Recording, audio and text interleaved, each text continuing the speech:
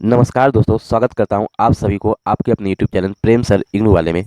दोस्तों आज हम लोग पढ़ेंगे पर्यावरण विज्ञान BEVAE 181 का प्रीवियस ईयर क्वेश्चन दिसंबर 2022 का। दोस्तों इससे पहले मैंने फरवरी 2021, दिसंबर 2021 और जून 2022 का प्रीवियस ईयर पेपर भी डाल दिया है, तो उसे भी आप लोग अवश्य देखें। दोस्तों इसके अलावा मैं पर्यावरण विज्ञान के सभी चैप्टर के MCQ क्वेश्चन और उसका विस्तारित वर्णन भी दे दूंगा, ताकि आप लोग हर एक चैप्टर को भली भांति समझ सकें। इसके अलावा दोस्तों यदि आपको मेरा काम पसंद आता हो तो हमें और हमारे चैनल को जरूर सपोर्ट करें। तो हमारा पहला क्वेश्चन है, निश्चयवाद की संकल्पना को किसने विकसित किया था? तो निश्चयवाद की संकल्पना को फ्रीडरिक रेटजेल ने विकसित किया था। दूसरा क्वेश्चन है, निम्नलिखित में से कौन सा सतत विकास के 17 लक्ष्यों में से एक नहीं है? तो असमानता को कम करना सतत विकास के 17 लक्ष्यों में से एक नहीं है। तीसरा क्वेश्चन है, निम्नलिखित में से कौन सा मानव द्वारा रूपांतरित पर्यावरण है? तो कृत्रिम झील, खेत फसल और बांध मानव निर्मित पर्यावरण है, लेकिन अभ्यारण्य मानव रूपांतरित पर्यावरण है। चौथा क्वेश्चन है, निम्नलिखित में से कौन सा आहार श्रृंखला के एक स्थान को बताता है? तो पोषी स्तर आहार श्रृंखला के एक स्थान को बताता है। हमारा पांचवा क्वेश्चन है, जीव मंडल में जल घटक को क्या कहा जाता है? जीव मंडल में जल घटक को जल मंडल कहा जाता है। हमारा छठवां क्वेश्चन है, सल्फर चक्र किसका उदाहरण है? तो सल्फर चक्र गैसीय और अवसादी चक्र दोनों का उदाहरण है।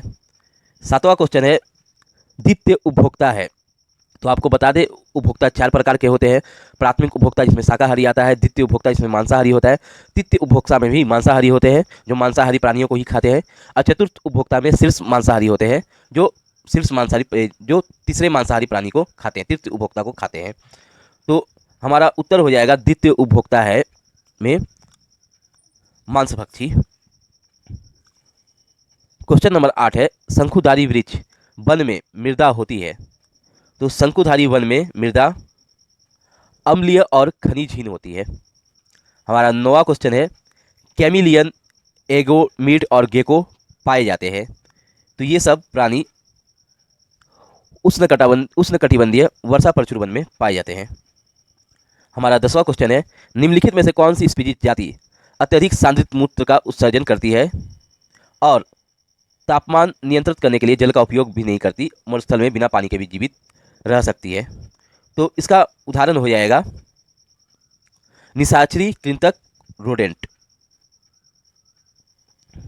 11वां क्वेश्चन है, असंलग्न जलीय जीव जो वायु जल अंतरपृष्ठ पर रहते हैं उन्हें क्या कहा जाता है? तो उन्हें पटलक कहा जाता है। 12वां क्वेश्चन है, जलीय संसाधनों के वैश्विक विचरण पर विचार करें तो मीठे जल अलवल जल का कितना प्रतिशत होता है?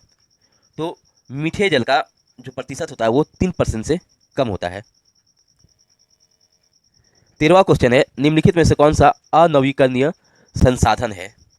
तो वन्य जीव, जल और वन नवीकरणीय संसाधन है, जबकि खनिज निक्षेप अनवीकरणीय संसाधन है। 14 नंबर क्वेश्चन है, समुद्र जल की औसत लवणता होती है। तो समुद्र जल की औसत लवणता होती है 3.5%। क्वेश्चन नंबर 15 है, निम्नलिखित में से किसे खाद मिलाने पर प्राप्त नहीं किया जा सकता है? तो खाद मिलाने पर हमें अधिक स्थिर समुच्च मृदा संरचना मिलेगी, मृदा की बेहतर ससंजकता भी मिलेगी, जल धारण करने की क्षमता में वृद्धि होगी, लेकिन हमें मृदा लवणता में कमी की प्राप्ति नहीं होगी। 16वां क्वेश्चन है, निम्नलिखित में से कौन सा वन का सहायक पारितंत्र का कार्य का भाग नहीं है? तो ये मृदा अपरदन को रोकता है, वायु की गुणवत्ता को सुधार करता है, चक्रवातों और बाढ़ों की ये तीव्रता कम करने में वन सहायक होता है, लेकिन ये कार्बन सिंक की भांति कार्य नहीं करता है। क्वेश्चन नंबर 17 है, निम्नलिखित में से कौन सा वन अपरूपण का परिणाम है? तो वनस्पतियों में कमी के कारण मृदा अपरदन में वृद्धि, ये इसका परिणाम है। क्वेश्चन नंबर 18 है, निम्नलिखित में से कौन सा गैर लकड़ी वन उत्पाद नहीं है? तो गैर लकड़ी वन उत्पाद इनमें से तो गैर लकड़ी वन उत्पाद इनमें से जो है वो खाद्य फल नहीं है। क्वेश्चन नंबर 19, भारत की जैव विविधता के विषय में निम्नलिखित में से कौन सा कथन सत्य नहीं है? तो इसका उत्तर हो जाएगा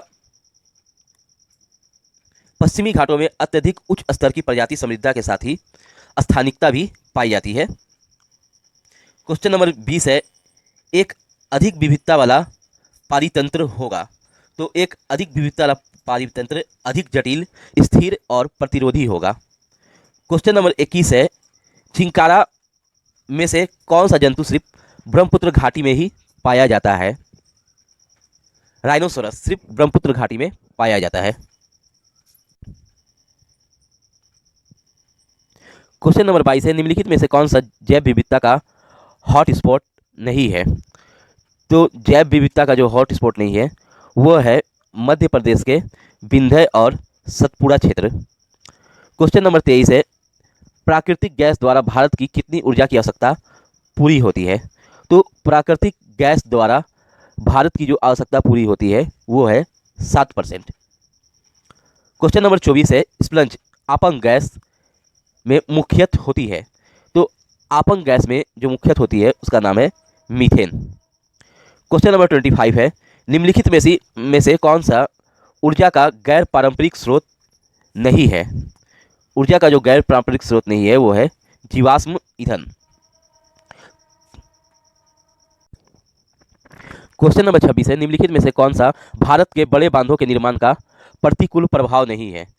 तो आसपास के क्षेत्र में भूजल स्तर में वृद्धि हो जाना ये इसके प्रतिकूल प्रभाव में नहीं आता है। क्वेश्चन नंबर 27 है, पालन पोषण करना संरक्षण की एक उपयोगी तकनीक है जो सफल किसमें पाई जाती है? तो ये पालन पोषण की तकनीक है जो हूपिंग क्रेन में सबसे ज़्यादा सफल पाई जाती है। क्वेश्चन नंबर 28 है, तटीय क्षेत्रों के मैनग्रोव सदाबहार क्षेत्र इसके कार्य करके अपरदन को रोकते हैं। तो इसका उत्तर हो जाएगा जल क्षेत्र के नियंत्रक।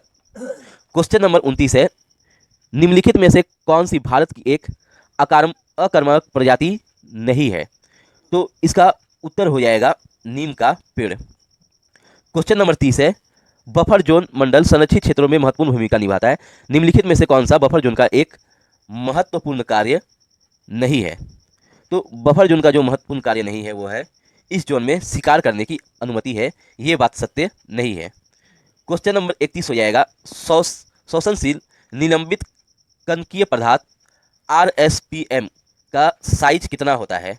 तो RSPM का जो साइज होता है वो 1 से 20 माइक्रोमीटर होता है। क्वेश्चन नंबर 32 है, आहार श्रृंखला में एक कड़ी से दूसरे में प्रदूषकों की सांद्रता में होने वाली वृद्धि की घटना को क्या कहा जाता है? इसकी वृद्धि की घटना को जैव आवर्धन कहा जाता है। क्वेश्चन नंबर 33 है, निम्नलिखित में से कौन सा प्राथमिक प्रदूषक है? तो कार्बन डाइऑक्साइड एक प्राथमिक प्रदूषक है। क्वेश्चन नंबर 34 है, BOD का उच्च स्तर इंगित करता है। BOD का उच्च स्तर जल में घुली ऑक्सीजन के घटते स्तर को इंगित करता है। क्वेश्चन नंबर 35 है, भूमिगत निस्तारण को इसके निस्तारण के लिए वरीयता दी जाती है। तो इसका सही उत्तर हो जाएगा रेडियोधर्मी नाभिकीय अपशिष्ट। क्वेश्चन नंबर 36 है, एकल प्लास्टिक उपयोग के बारे में दिए गए नीचे कथनों को पढ़िए और सही विकल्प को चुनिए। तो इसका सही उत्तर हो जाएगा आंसर नंबर 3। 1, 2 और 3 तीनों सही है। ये नालियों को अवरुद्ध करते हैं, ये बात सही है। ये जंतुओं को हानि पहुंचाते हैं, ये भी बात सही है। ये शहरों में बाढ़ आने का कारण है, ये भी बात सही है। लेकिन ये आसानी से निम्नलिखित हो जाते हैं, ये बात गलत है। क्वेश्चन नंबर 37 है, जलाशयों में सुपोषण इसके द्वारा होता है। तो जलाशयों में जो सुपोषण होता है वो फास्फेटों और नाइट्रेटों के द्वारा होता है। क्वेश्चन नंबर 38 है, क्लोरोफ्लोरोकार्बन के लिए निम्नलिखित में से कौन सा कथन सत्य नहीं है? तो ये ओजोन ह्रास के लिए उत्तरदायी है, ये बात सत्य नहीं है। क्वेश्चन नंबर 39 हो जाएगा, ओजोन की सांद्रता को मापने के लिए निम्नलिखित में से किसका उपयोग किया जाता है? तो ओजोन की सांद्रता को मापने के लिए डोप्सन का उपयोग किया जाता है। क्वेश्चन नंबर 40 है, वायुमंडल द्वारा गैसों द्वारा अवशोषित किए जाने वाले सौर विकिरण का लगभग कितना % होता है? तो इसका सही उत्तर हो जाएगा 20%। क्वेश्चन नंबर 41 है, हमारे संविधान में किस वर्ष पर्यावरणीय संरक्षण का प्रावधान किया गया था? तो हमारे संविधान में इसका प्रावधान किया गया था 1980 में। क्वेश्चन नंबर 42 है, वन्य जीव संरक्षण अधिनियम कानून लागू हुआ था। तो वन्य जीव संरक्षण अधिनियम कानून को लागू किया गया था 1972 में। क्वेश्चन नंबर 43 हो जाएगा, निम्नलिखित में से कौन सा उद्योग केंद्रीय प्रदूषण नियंत्रण बोर्ड द्वारा चिन्हित 17 प्रदूषणकारी उद्योगों की श्रेणी में नहीं आता है। तो इसका सही उत्तर हो जाएगा, इसका सही उत्तर है खाद्य प्रसंस्करण। क्वेश्चन नंबर 44 है 2021 तक विश्व की जनसंख्या लगभग कितनी हो जाएगी? 11.2 अरब। क्वेश्चन नंबर 45 है निम्नलिखित का सुमेलन कीजिए। इसका सही उत्तर हो जाएगा आंसर नंबर 2। तनाव का कारण तनाव मनोवैज्ञानिक है, आवेश रासायनिक है, ध्वनि भौतिक है और एलोर्जन जैविक है। क्वेश्चन नंबर 46 हो जाएगा भारत में निम्नलिखित में से कौन सा क्षेत्र भूकंप क्षेत्र में नहीं आता है? तो गुजरात का कच्छ क्षेत्र भूकंप क्षेत्र में नहीं आता है। क्वेश्चन नंबर 47 है चंडी प्रसाद भट्ट सम्मिलित है। तो चंडी प्रसाद भट्ट चिपको आंदोलन से सम्मिलित है। क्वेश्चन नंबर 48 हो जाएगा यह शिक्षण या मत है कि सभी जीव भले ही उपयोगी हो या ना हो लेकिन उनका कुछ मत और अधिकार होता है। ये क्या है? तो ये है मानव केंद्रितवाद। क्वेश्चन नंबर 49 हो जाएगा गैर अंग्रेजी भाषी समुदाय में संप्रेषण के लिए सिर्फ अंग्रेजी भाषा सामग्री का उपयोग करना किसका उदाहरण है? तो आपको बता दें दोस्तों इसके चारों के चारों आंसर गलत है। इसका सही उत्तर हो जाएगा कार्यविधिक असमानता। क्वेश्चन नंबर 50 है निम्नलिखित में से कौन सा ENVIS का केंद्र नहीं है? तो इनमें से जो ENVIS का केंद्र नहीं है वो है Tata institute of fundamental research Mumbai. दोस्तों अगर वीडियो अच्छा लगा हो तो इसे लाइक करें और हमारे चैनल प्रेम सर इग्नू वालों को सब्सक्राइब करें। Thank you.